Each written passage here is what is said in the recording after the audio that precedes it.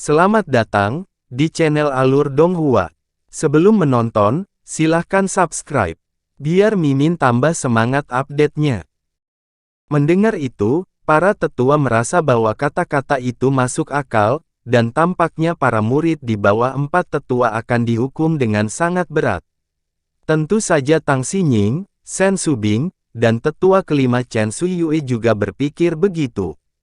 Di antara semua tetua, hanya ekspresi tetua keempat Lu Yi yang sangat tenang, dan matanya yang keruh mengungkapkan perasaan mengendalikan situasi.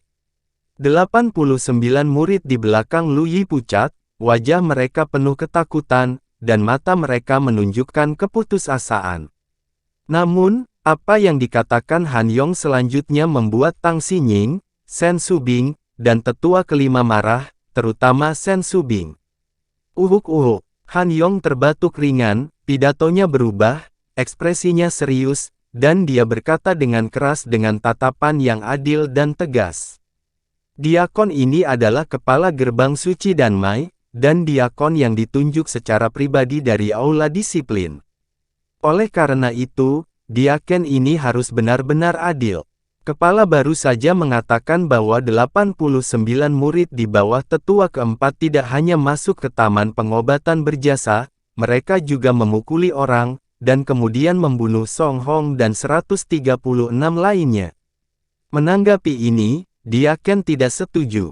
Pertama-tama, 89 orang memang memasuki lembah taman obat berjasa, tetapi mereka tidak masuk ke taman obat, tetapi hanya berada di luar taman. Oleh karena itu tidak bisa dianggap bersalah.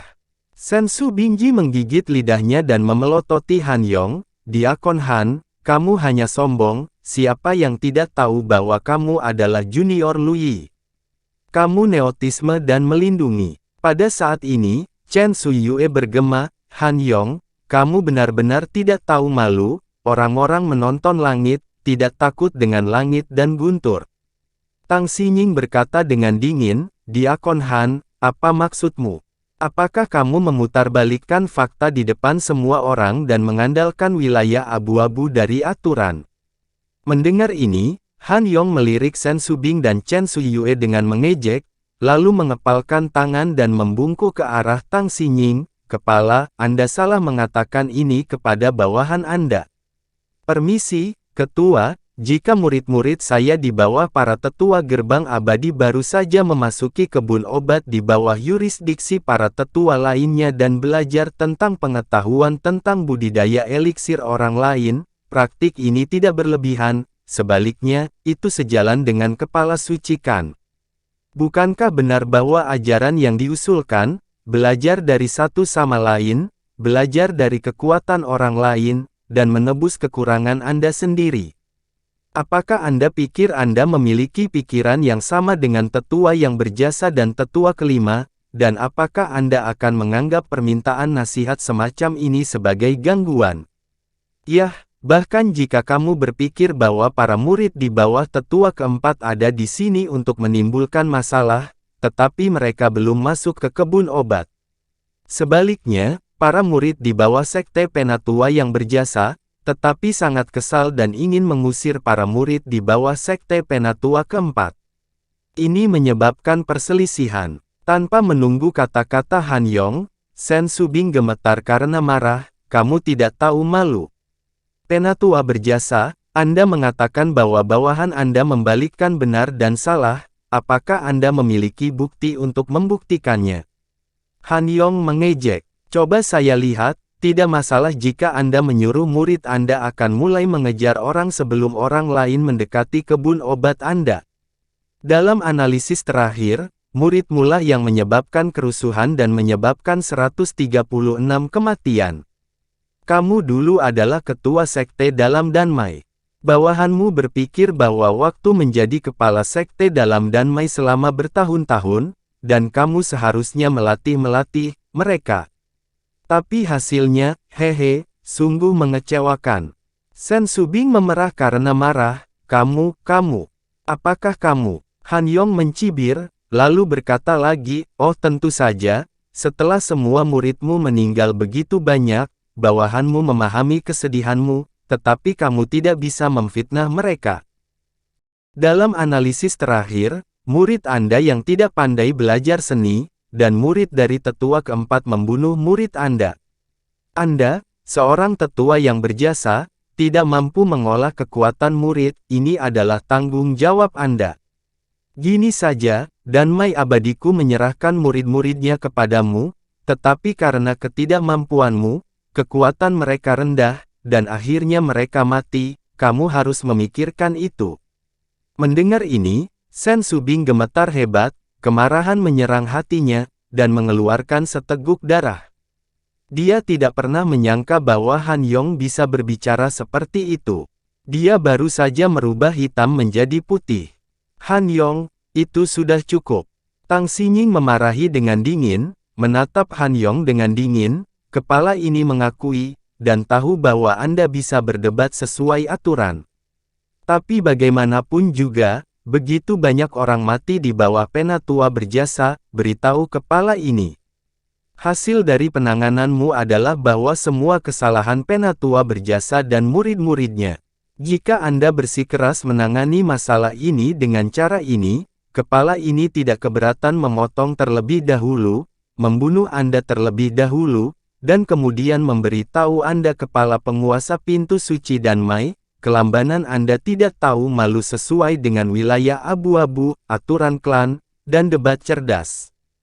Melihat niat Tang Xinying untuk membunuhnya, Han Yong merasa yakin bahwa Han hanya menjelaskan fakta.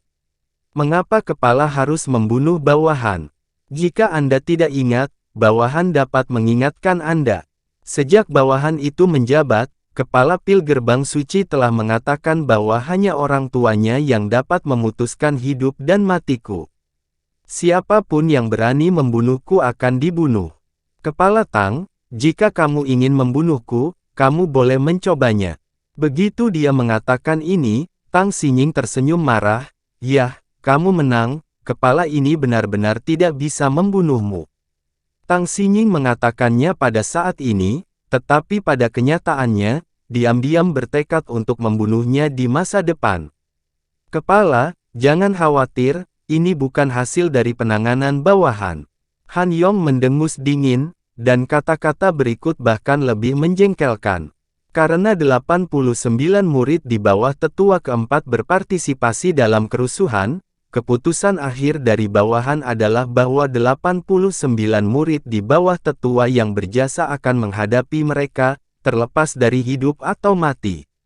Setelah itu, Han Yong, Lu Yi, yang memegang kemenangan, mengepalkan tinjunya dan berkata, "Tetua keempat, bagaimana menurutmu?" "Oke, Penatua ini setuju." Lu Yi berkata, memandang Sen Subing, dengan benar berkata, "Penatua berjasa, bagaimanapun juga, muridku membunuh orangmu. Yah, untuk melampiaskan kebencianmu, kamu dapat secara acak memilih 89 dari lebih dari 3.800 muridmu untuk bertarung melawan murid-muridku. Jika muridmu bisa membunuh muridku, aku tidak punya keluhan, hanya berharap ini bisa menyelesaikan masalah di antara kita." Sen Subing menjulurkan jari giok yang indah dan menunjuk Han Yong dan Lu Yi dengan marah, "Kalian berdua bernyanyi satu sama lain dengan cara yang memalukan. Seolah kalian tidak menindas siapapun di keluargaku. Malu sebagai pengkhianat. Hahaha." Lu Yi tertawa, wajahnya tiba-tiba dingin. "Sen Subing, tetua ini tidak menindas siapapun di bawahmu, jadi bagaimana denganmu?" Tepat ketika Sen Subing hendak membantah, tiba-tiba, raungan yang dipenuhi dengan niat membunuh yang tak berujung mengguncang lembah peri. "Lu Yi, jangan terlalu banyak menipu orang lain. Penatua berjasa, murid akan bertarung. Murid In akan membunuh dan memusnahkan mereka semua." Ketika semua orang mendengar kata-kata itu, mereka melihat ke belakang, melihat bayangan putih, melesat melewati mereka, dan pada saat berikutnya, menjadi Tan Yun, muncul di rumput di depan Mu Mengyi dan Sue Ziyan, yang terluka parah dan tidak sadarkan diri. Tan Yun melihat dada Mu Mengyi dan Sue Ziyan ditusuk oleh pedang, dan luka pedang lain di tubuhnya, hatinya terpelintir. Dalam kemarahannya, dia buru-buru melepaskan indera spiritualnya ke dalam tubuh kedua wanita itu. Setelah mengetahui bahu keduanya tidak dalam bahaya, dia menghela nafas lega. Mayat Song Hong sangat mengerikan. Lengan kanan dan kaki kirinya terpotong, tubuhnya dipenuhi dengan puluhan luka pedang, dan ada aliran darah di lehernya. Tidak sulit bagi Tan Yun untuk membayangkan bahwa setelah diperlakukan dengan kejam, Song Hong akhirnya digorok lehernya dan mati. 3 kaki jauhnya, Tan Yun berjalan sangat lambat, tetapi tubuhnya semakin gemetar. Tan Yun memikirkan saudara Song Hong dengannya sebelum kematiannya, air mata tidak dapat menahannya, dan secara bertahap jatuh dari wajahnya yang mengerikan. Kakak Song, tangisan keluar dari mulut Tan Yun. Tan Yun berlutut dengan berat di depan mayat Song Hong, membungkuk untuk memegang mayatnya, menggelengkan kepalanya dengan keras, air mata jatuh di mayat yang dingin. Maaf, aku benar-benar minta maaf. Saya telah kembali dari Tanah Abadi selama setengah bulan, dan saya terlalu sibuk, dan saya meminta saudara Luo untuk memberitahu Anda bahwa saya akan mengunjungi Anda ketika sudah selesai, tetapi saya tidak sempat melakukannya, bahkan melihat untuk terakhirmu. Tan Yun mengangkat tubuh Song Hong yang lemas dan menyandarkannya di batang pohon. Dia menangis dan meraung ke langit, Kakak Song, lihat roh surga, bagaimana aku bisa membalaskan dendammu. Wow, sosok Luo Fan melintas, memeluk Tan Yun, dan berkata dengan panik, Saudara Tan Xian, kamu tidak bisa impulsif. Di antara 89 dari mereka, ada 6 orang kuat di tingkat ke-9 penyempurnaan jiwa. Hou Ye juga memiliki kekuatan untuk melawan kesempurnaan agung alam pemurnian jiwa. Jangan impulsif. Saudara Luo, lepaskan aku. Mata Tan Yun ditutupi dengan mata merah, dan dia meraung, Kakak Song sudah mati, Meng Yi dan Zian terluka parah dan tidak sadarkan diri. Kebencian ini tidak dibiarkan, aku akan membalas dendam. Saudara Tan Xian, sebelum Luo Fan berbicara, dia diguncang oleh tubuh Tan Yun. Tan Yun baru saja melangkah dan dipeluk erat oleh Luo Fan lagi. Tidak, aku tidak bisa hanya melihatmu mati. Tan Yun tiba-tiba menoleh dan menatap Luo Fan dengan mata haus darah, jika kamu memperlakukanku sebagai saudara, keluarlah dariku. Luo Fan menatap mata Tan Yun, sedikit menyeramkan, dan tidak bisa menahan diri untuk melepaskan tangannya. Pada saat ini, Tan Yun tidak punya pikiran lain, dia hanya ingin membalas dendam. Bunuh semua 89 orang. Meskipun dia tidak yakin untuk mengalahkan musuh, dia tidak pernah gentar. Tan Yun mengamati 89 orang di belakang Lu Yi dengan mata haus darah, menggertakkan giginya dan berkata, aku tidak akan bertanya siapa yang membunuh Song Hong, atau siapa yang menyakiti Meng Yi dan Zian, karena aku. Itu akan membuat kalian semua tidak bahagia. Pergi dari sini dan mati. Mendengar itu, 32 orang di tingkat ke-7 pemurnian jiwa, 51 orang di tingkat ke-8, dan 6 murid dari tingkat ke-9, memandang Tan Yun seperti orang bodoh. Dipimpin oleh Hou Ye yang tampan, melihat kembali ke 88 orang, dia mengejek, ayo pergi, karena Tan Yun akan bertarung, maka jika kita tidak bertarung, bukankah kita akan ditertawakan? Segera, Hou Ye memimpin kerumunan dan menghilang dalam sekejap, muncul 100 meter dari Tan Yun. Kakak Tan Xian, jika kamu bersikeras untuk bertarung, aku akan menemanimu sebagai saudaramu. Luo Fan berubah menjadi bayangan dan muncul di sebelah Tan Yun. Saudara Tan, bahkan jika kamu mengorbankan hidupmu, kami akan menemanimu sampai akhir. Pada saat ini, di antara lebih dari 3.800 murid di bawah Sekte Sen Subing, 80 murid dari alam pemurnian jiwa tingkat pertama keluar dari kerumunan. Mereka semua adalah murid yang Tan Yun bantu ketika di Tanah Abadi. Di sisi lain, murid-murid lain di bawah Sen Subing merasa bahwa Tan Yun dan yang lainnya berani, tetapi tidak satu pun dari mereka yang maju. Bukannya mereka tidak mau membunuh musuh bersama Tan Yun, tapi mereka tahu bahwa hanya dengan seorang Hou Ye, kamu bisa terbunuh dan semua murid sekolah Sen Subing. Mereka benar-benar tidak memiliki keberanian untuk menemani Tan Yun mati bersama. Pada saat ini, Sen Subing terbang melintas dan muncul di depan Tan Yun, menatap Tan Yun dengan sedih. Aku tahu kamu sedih, tapi ini bukan waktunya untuk marah. Penatua berjasa, murid sudah menentukan, dan dia harus bertarung. Tan Yun hampir meraung. Aku memerintahkanmu untuk tidak bertarung. Kembali bersamaku. Sen Subing diteriakkan oleh Tan Yun, dan dia membalas berteriak. Patuh Penatua. Para murid di belakang Tan Yun gemetar dan berubah menjadi bayangan. Setelah kembali ke kerumunan murid, mereka melihat bahwa Tan Yun dan Luo Fan masih berdiri di sana. Apakah kalian berdua akan memberontak? Sen Subing yang hanya marah melihat Tan Yun dan Luo Fan. Dia menjadi lebih sedih dan marah. Luo Fan menarik napas dalam-dalam, meraih Tan Yun dan ingin pergi. Namun, Tan Yun masih seperti gunung, tidak bisa menariknya. Saudara Luo, pergi, jangan ganggu aku lagi. Tan Yun meraih lengan kanan Luo Fan dengan backhandnya, melemparkannya 100 kaki ke kerumunan murid. Saudara Tan Xian, jangan bodoh.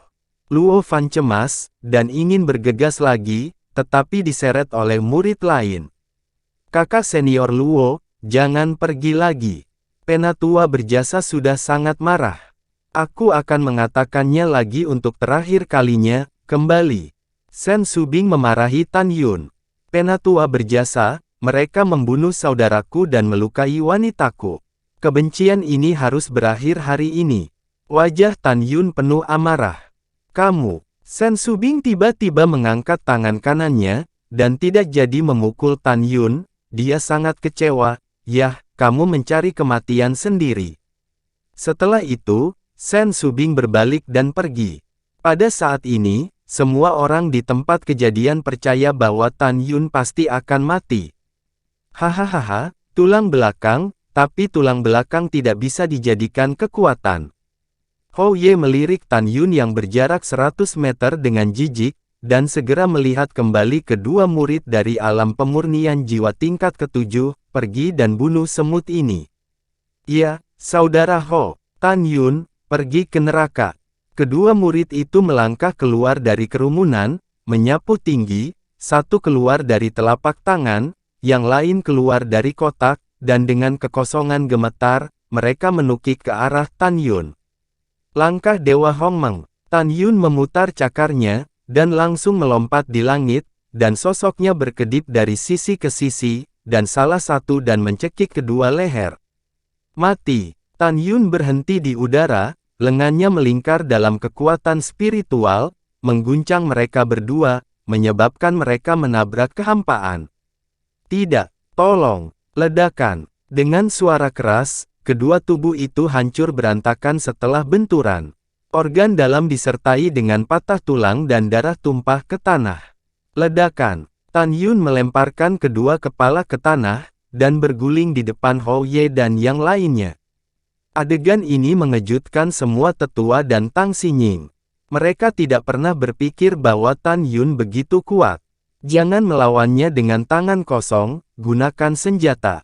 Hou Ye memberi perintah, kecuali 5 murid dari alam pemurnian jiwa tahap ke-9, yang meremehkan, 81 murid lainnya menggunakan senjata, dan beberapa tersapu ke dalam kehampaan untuk membunuh Tan Yun, beberapa berada di tanah. Dengan cahaya pedang, dan bayangan tombak di atasnya, mereka mengepung Tan Yun dengan ganas. Terima kasih sudah menonton, sampai jumpa di episode selanjutnya. Jangan lupa subscribe, like, dan nyalakan loncengnya. Sampai jumpa.